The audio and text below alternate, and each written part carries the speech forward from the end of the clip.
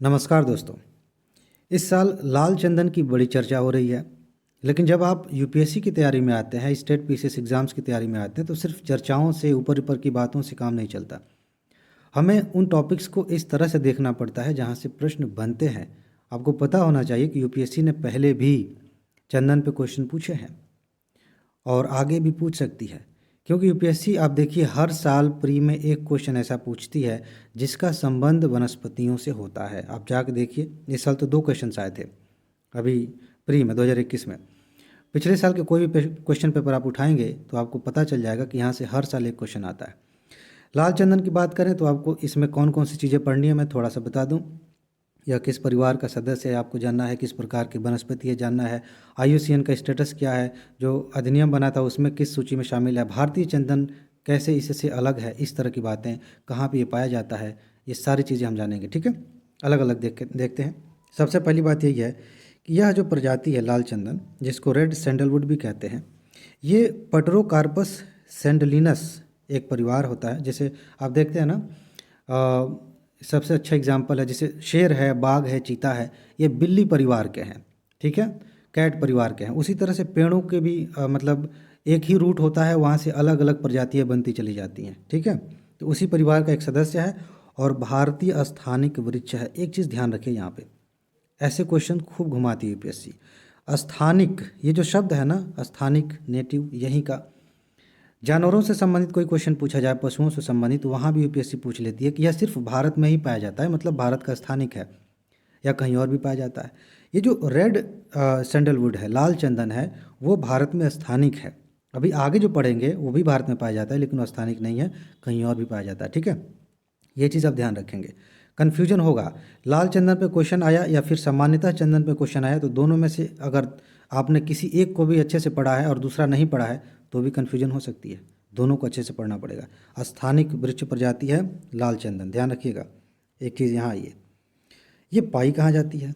लाल चंदन जो है भारत में पूर्वी घाट में पाई जाती है। और किस तरह की जलवायु में? शुष्क और गर्म जलवायु में, ध्यान रखिएगा। और ख़ास तौर से आंध्र प्रदेश के कुछ खास वनों में ही पाई जाती है। मूवी अगर आपने देखी होगी तो आपको अच्छे से पता होगा। ठीक है, नहीं देखी है तो अभी पता चल गया। क्वेश्चन यहाँ से पूछा जा सकता है कि आईयूसीएन की जो सूची है, रेड लिस्ट है, उसमें लाल चंदन को कहाँ रखा गया है? ध्यान दीजिएगा, इस समय इसका जो स्टेटस है वो है इंडेंजर्ड, संकटग्रस्त। 2018 में इसे नियर थ्रेटेंड में रखा गया था, निकट संकट में रखा गया था, लेकिन अभी इंडेंजर्ड है।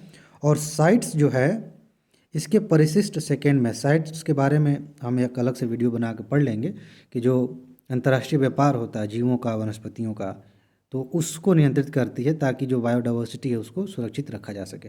ठीक है, उस पर निगरानी रखती है संस्था, तो उसके परिशिष्ट सेकंड में इसको रखा गया है। एक और बात ध्यान से देखिए, यहाँ से भी क्वेश्चंस बने हैं, मतलब कि किसी जीव को, किसी वनस्पति को भारतीय वन्य जीव संरक्षण अधिनियम की सूची में, मतलब किस सूची में रखा गया है? तो जो ये अधिनियम बना था 1972 में, इसकी अनुसूची 2 में रखा गया है। इस पर एक अलग से वीडियो बन जाएगी। ठीक है, ये 6 अनुसूचियाँ हैं, जिनमें से एक किसी को अगर पहली में रखते हैं तो क्या मतलब हुआ, या आखिरी वाले में रखते हैं तो क्या मतलब हुआ, ये समझना जरूरी है। दूसरी अनुसूची में इसको रखा गया है। बाकी इस तरह के प्रश्न जब यूपीएससी पूछे, इस तरह के प्रश्न हर साल आते भी हैं, किसी चीज़ का उपयोग, तो ज़्यादातर वो सेंटेंस सही होता है।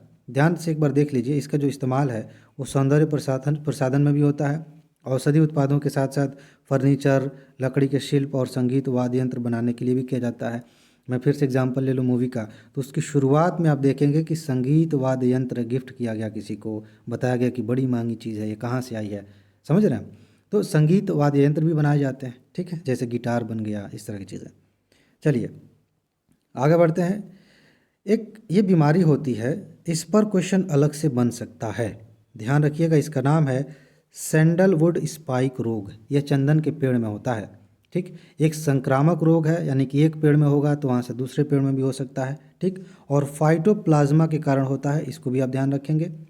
अभी तक क्या है कि इसके संक्रमण का कोई इलाज नहीं है। अगर किसी पेड़ को ये बीमारी हो गई तो उसे काट के हटाना पड़ेगा वहाँ से, नहीं तो आसपास के पेड़ों को भी ये बीमारी हो सकती है। आपने देखा होगा इसी तरह से कुछ और फसलों में, जैसे मक्के की फसल में कोई बीमारी लग जाती है तो उसको हटाना ही पड़ता है। ठीक है, तो फिलहाल इसको आप ध्यान रखेंगे। कि यह बीमारी जो है अगर फैलने लगी तो पेड़ को काटना पड़ेगा, वहाँ से हटाना पड़ेगा, नहीं तो फैल जाएगी जंगल में, बाकी जो पेड़ हैं उनमें। चलिए आगे बढ़ते हैं। अब हम बात करेंगे भारतीय चंदन की। इसके बारे में भी जानिए, क्वेश्चन यहाँ से भी आए हैं। इसको जो है एक दूसरा नाम देखिए यहाँ पे क्या है, पूछा जा सकता है कि ये क्या है। संतालम एल्बम, ये जो है जिसे प्रायः भारतीय चंदन के रूप में जाना जाता है, इसका दूसरा नाम है ये इंडियन सैंडलवुड का ये नाम है, ठीक। इसे भारतीय चंदन कहते हैं। मूल रूप से अभी हमने क्या देखा, रेड सैंडल जो है वो कहाँ पाया जाता है, मूल रूप से भारत में पाया जाता है, मतलब स्थानिक है। और ये भारतीय चंदन जो है वो चीन, भारत, इंडोनेशिया, ऑस्ट्रेलिया, फिलीपींस यहाँ पाई जाती है यह चंदन की प्रजाति।